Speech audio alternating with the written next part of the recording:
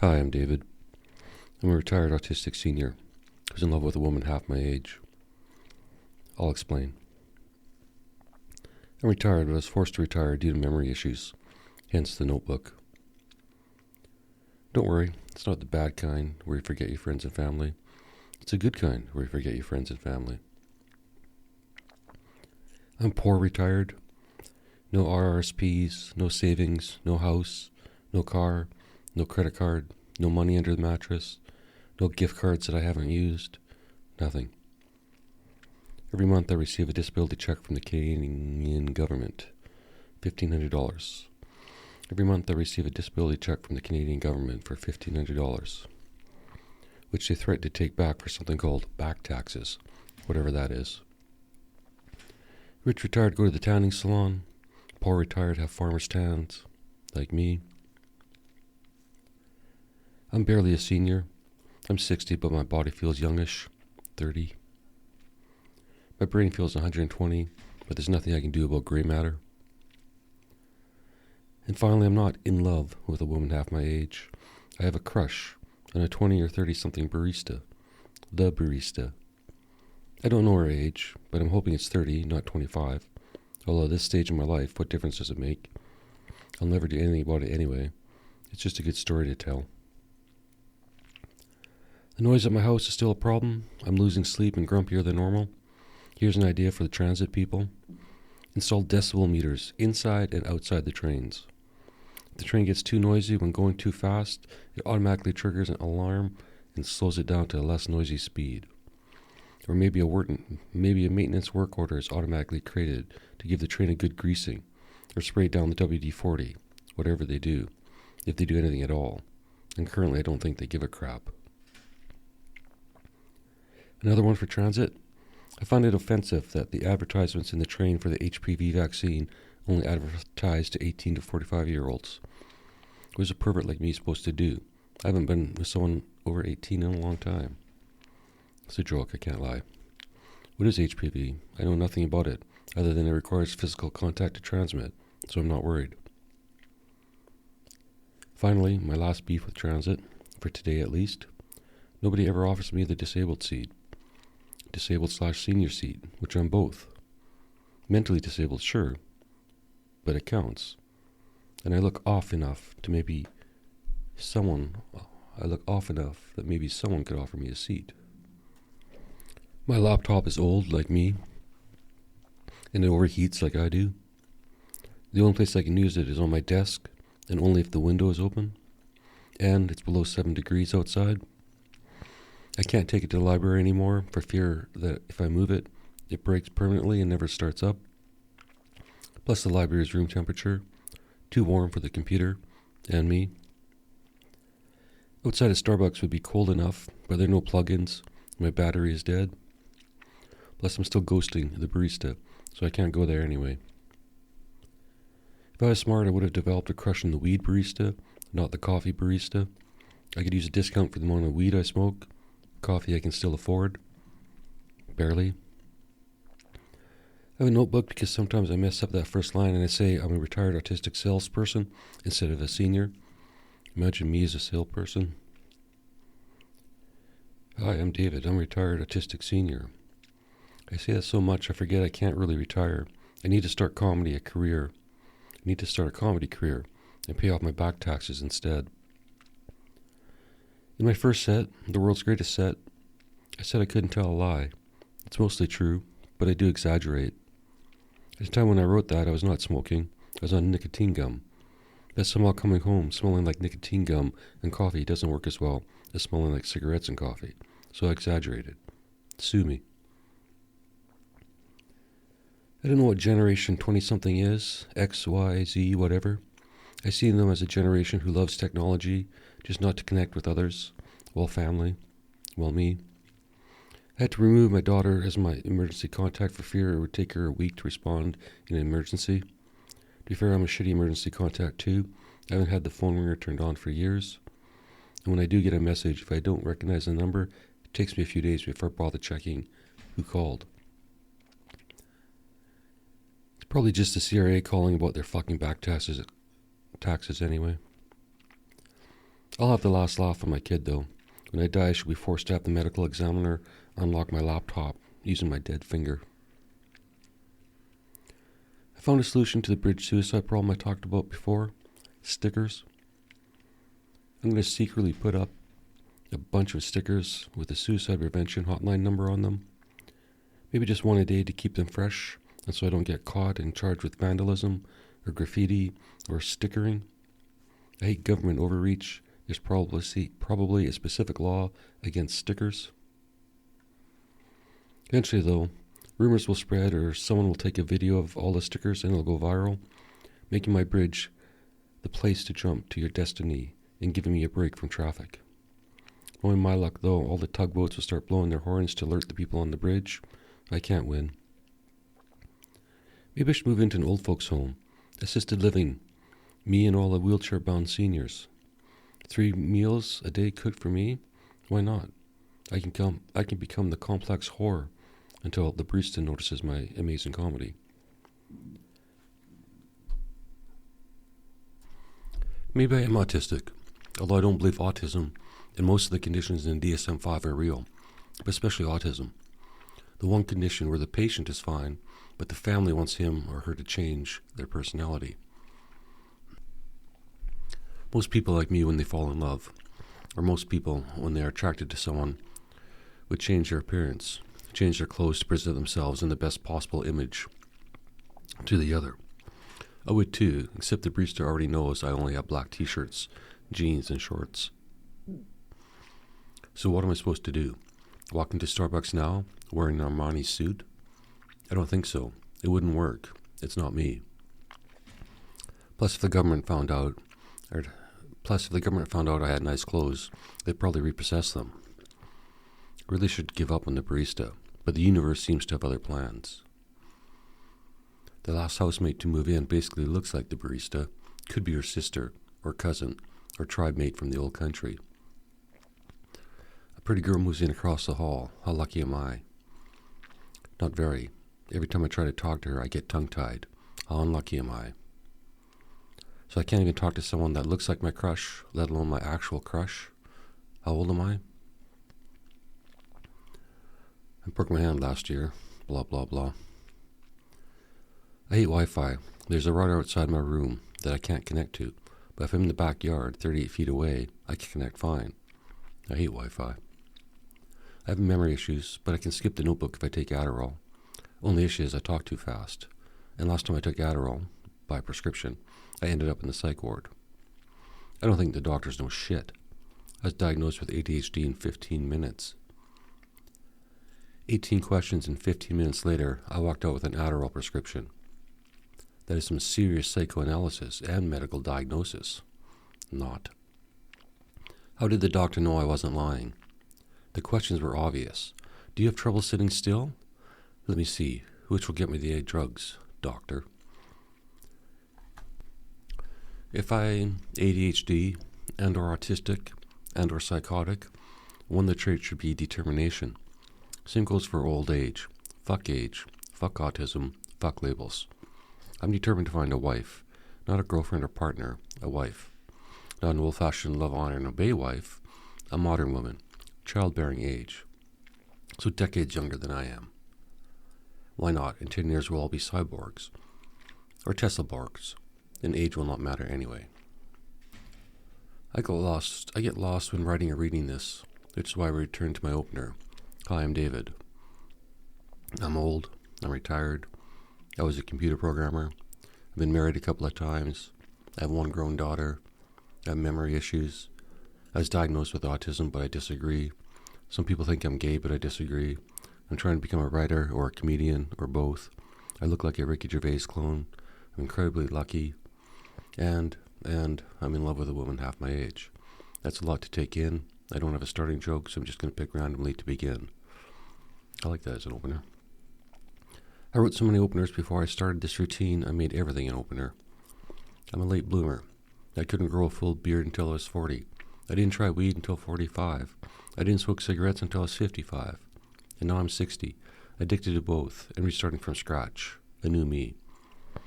I guess I'm not a late bloomer. I never bloomed. I know I don't look 60, at least I hope I don't, as I'm in love with a woman half my age. I think she's half approximately, at least over 25 probably. I'm rounding up to 30, just in case. I'm not a pervert. If I'm in love with her, I should know her age, yes? I don't. I'm not even sure she's single. But if she isn't, I'm willing to wait. I need to work on myself a bit anyway, and become a rich and famous comedian. On a different note, I used to be really fat, 300 pounds. I remember losing things while watching TV and looking around all over the couch to find whatever I lost, and realizing they are somewhere in my fat, and all I have to do is stand up. I need to rewrite that sentence. So I'd stand up, and then my pen or my phone or remote would fall out of my rolls, and off I'd go.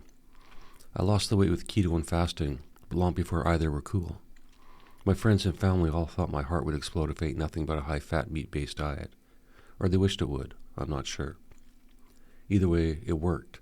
Keto works. Fuck the haters. I did it alone and without telling anyone. I was traveling around at the time and living out of hotel rooms. During the day, I fasted, basically. I'd go to Starbucks and drink coffee with heavy cream. Then I'd go to the grocery store and buy some meat. Not only chicken wings, but often chicken wings. And go back to my little hotel room, and I'd deep fry those fucking delicious wings. So many I'd put them in a big old thing you put food into. Bowl. Thank you, big old bowl. I'd sit on the couch, watch Netflix, and consume chicken wings for hours. And it worked. I lost the weight. However, I still have man boobs. But with everyone being trans now, I thought seriously about wearing a bra. Nobody would notice. The only reason I want to wear a bra is so I have someplace to put my vape.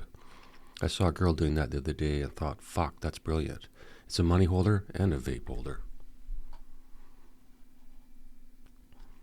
I'm poor retired, which is really semi-retired. You have enough to live on, but you need a part-time job to live. Something reliable, like Walmart greeter. Not something impossible, like stand-up comedy. But I'm also idiot retired. I chose stand-up as my extra income, the worst-paying entry-level position in show business. It pays nothing until it doesn't. Then it can pay a shit ton, enough to shut up the government permanently. Poor retirement is like being homeless, except you have a roof over your head, but the day-to-day is similar if you're alone, or homely like me. Poor retirement is better. In normal retirement, you continue to live your regular, boring life until you die. Sure, you might reduce your belongings a little bit, but ultimately you die the same person you were all your life. I'm forced to become someone new, or do something new. I'm grateful for being poor. If I had the money, I wouldn't do anything but sit at the park all day and smoke and drink. Like the old guys lawn bowling there 4 hours every day. Where I live is one thing I don't mind about being poor, although I do question my own actions and observations sometimes. I sit outside and smoke and observe like a parent, not a pervert, but in the early morning hours I do see the walk of shame sometimes. I've seen every combination of international coming and going in a celebration of international love and joy. Or I've seen a bunch of horny university students hooking up. Well, I didn't see it. I assumed it. Maybe they were just studying until 5 a.m. while drinking wine. God damn, that recycling bin gives up secrets. Category opener, subcategory love. Hi, I'm David. I don't do stand-up to become famous. I don't do it to get laid, though it'd be nice. I do it because I'm in love with a younger woman, and this is the only way I know to impress her. Lame? Yes? Or no? I don't care. If you laugh, I get laid. Make sense? Why comedy? Here's a hint. If it's easy to make her laugh, she'll fall in love with you, assuming you're not acting, and you're not an asshole underneath the act. If you're a true comedian, using material and situations from your real life, you'll open a connection to the audience, or in my case, to her, through the audience. If you're acting like a comedian and are funny, great. If it makes people laugh, I get it. However, I'm not interested in acting on stage. If I'm funny and my stories are funny, great. If I'm not, I'll fuck off. I wanted to be a comedian back in my 40s, but I was too embarrassed to get on stage. I didn't see how it could change my life, whereas now, 20 years later, comedy changes everything. Category openers, subcategory idiot or genius. I'm either an idiot or genius, you decide. Here's my scenario. I'm 60 years old, broke, with no savings, no RSPs, and nothing but a monthly CPP check from the government, $1,500. Basically a homelessness sentence. I was lucky to find a reasonable room to rent in a house full of international students. 2/3 of the residents are female and hot, but I'm not interested, at least not now. I'm in love with a random Starbucks barista who doesn't have a clue I exist. Well, maybe she remembers me as a client, but I doubt she sees me as a potential suitor, if such a thing still exists. Either way, if she did notice me, I noticed her too late. By the time I realized how kind and probably how funny she is, it was too late. I'd fallen in love.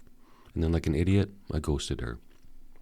I stopped going there until I could return and sweep her off her feet like Richard Gere in that movie, whatever it was called, An Officer and a Gentleman. Till I remembered, I'm old, fat, ugly, and poorly dressed. Plus, even though she's not fat, I doubt I could pick her up. Anything heavier than a laptop is more I can handle. Plus, even though she's not fat, I doubt I could pick her up. Anything heavier than a laptop is more than I can handle. And for over a year, I visited her cafe 45 times a week, looking like a massive loser. I didn't even bother to check and see if she had a boyfriend or girlfriend before I stopped going to that location. I decided even if she did, I'd wait. To be clear, although she is very pretty, that's not what attracted her to me. Originally, I noticed her because she was the first at that Starbucks to remember my usual. Did I fall in love because I was too lazy to order? Maybe. I'm not bitter about being poor retired. Before I retired and before I lost my memory, I was able to travel around the country with my daughter. It was the best time of my life, I think. I can't remember. I'm kidding. I filmed the entire trip. I can watch anything, anytime I like.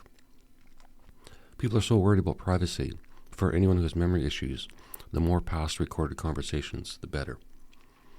I think they need a special AI for Alzheimer's patients that records all their conversations to help them remember or to refer to before arriving at an important meeting, like a doctor's appointment. The doctor reviews their notes. Why shouldn't the patient who can't remember use an AI to produce a summary of past doctor visits? Back to my housemates. They outnumber my shoe count 10-1. For some reason, they all keep their shoes outside their rooms. Maybe the shoes stink, or they just like the extra room. I'm not sure. But each of them has 10 pairs or more. I have 3. 1 pair of winter/rain boots, these shoes I'm wearing right now, and the previous pair of these shoes with a hole at the bottom that I use as house slippers. I have nightmares about not making it to the washroom in the middle of the night because I can't get I have nightmares about not making it to the washroom in the middle of the night because I can't get through the wall of shoes in the hallway. I'm obviously on the cheapest plan possible with Netflix, and I'm bored, so I watch all the new shit. Anyone seen the show on Netflix about a guy with over 1,000 kids? Quick summary. A good-looking young man, blonde hair, blue eyes, becomes a sperm donor, but donates all over the place by lying on the application, which isn't a crime. Because he's good-looking and has a decent profile, hundreds, or I guess thousands, pick his sperm. As an added service, if you can't afford a sperm bank, he'll give you a direct deposit in a Tupperware container, and you can find your own method to get it up your hoo-ha. Again, not illegal. Although he's portrayed as an evil narcissist in the show, he's quite accommodating. If he lived too far away to get the sperm home without it dying, he would go to their home and jerk off in their washroom so it was fresh. Considerate, yes? He didn't even charge them for his gas. And if that still didn't work, he'd fuck the shit out of them until they got pregnant. With the woman's permission, of course. It's not illegal. A bunch of lesbian couples used his service, and eventually, after a bunch of kids looked alike, someone figured it out and caught him. After comparing photos of all their kids, they realized the extent and the chances that some of their kids will meet, fall in love, and have fucked up kids. Or have fucked up children. You know, like how royalty does it. The guy's solution is to suggest everyone get a 23andMe test before dating, just in case. I agree. But what if the half siblings are gay? and don't have kids, or they adopt, is that still incest? I'm not looking to become the next guy. I'm just wondering, for humanity. I'd do it the Elon Musk style. I'd impregnate them, take care of them financially, and let them make 95% of the parenting choices. And then I'd find another woman who agrees and continue. If I fail to become a successful comedian, I'll consider this an alternative retirement lifestyle. Why are only the young guys donating sperm? What's wrong with old guy sperm, assuming it works? But I'm only the direct deposit. No Tupperware, no sperm bank. No Tupperware or no Tupperware? This being about dementia is if I bomb today, I won't remember it tomorrow. Have I said that already? I need to do that about 5 times every set. Category opener, subcategory, senior citizen. If I say I'm a senior citizen, it depends on your definition of senior. If I say I turned 60 this year and received my first Canada pension plan check, then the government believes I'm a pensioner at least. Pensioner sounds better than senior. I live on a pension, like I planned that. Like I planned that far ahead in my life. I thought I'd be dead in my 40s. I'm David. I'm pretty sure I was born addicted to nicotine. I was born in the 60s. I came home from the hospital in a car full of smoke. I spent my first 14 years of life surrounded by smoke during different parts of the day, inhaling it, absorbing it, the nicotine. But then I didn't smoke my entire life until my late 50s, and I have to say, nicotine is amazing. Smoking is gross, but nicotine works. Gum, candies, patches. And the government will give you all that for free if you tell them you're trying to quit. Being poor retired, I know all the government programs to get shit for free. I rent a room in a house full of international students. It's very interesting, but I've also stayed in rehab, which was very similar in some ways. You don't get to pick your housemates. You have shared bathrooms, kitchens. Everyone is a bit odd and different. You pray one of them won't freak out in the middle of the night and cut your head off, or worse. However, when I hear inspirational music blaring from my housemates' rooms, I feel like a parent again. I like it. If you're lonely, I think it's okay to have an imaginary friend. If the friend is a positive influence, not a cunt telling you to buy a gun or a voice in the back of your head. Same for crushes. If you follow 2 rules, no secret photos of your crush and no stalking in real life. Internet stalking is okay if you use your real name on social media. An imaginary friend who talks you out of psychosis is a good thing, but if you created the friend in your own mind, didn't you talk yourself out of psychosis?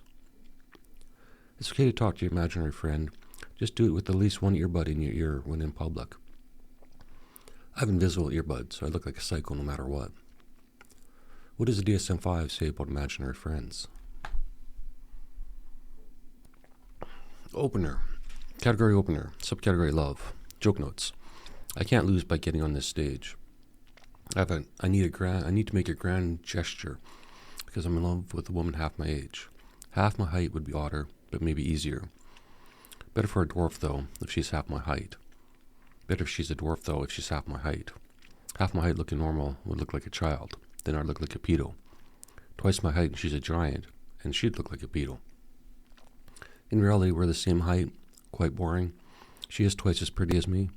Well, probably more, but she'll hear this and I don't want to inflate her ego. She's normal weight, but twice as fat would still be acceptable. 4 times bigger might be a bit excessive, unless she's pregnant, then I don't care. I was fat with a shorter, skinnier wife once. I think it embarrassed her. This time I'm going to embarrass myself with my new love. On stage, online, everywhere. Her 4 times bigger while pregnant is great. I hope to knock her up as soon as possible.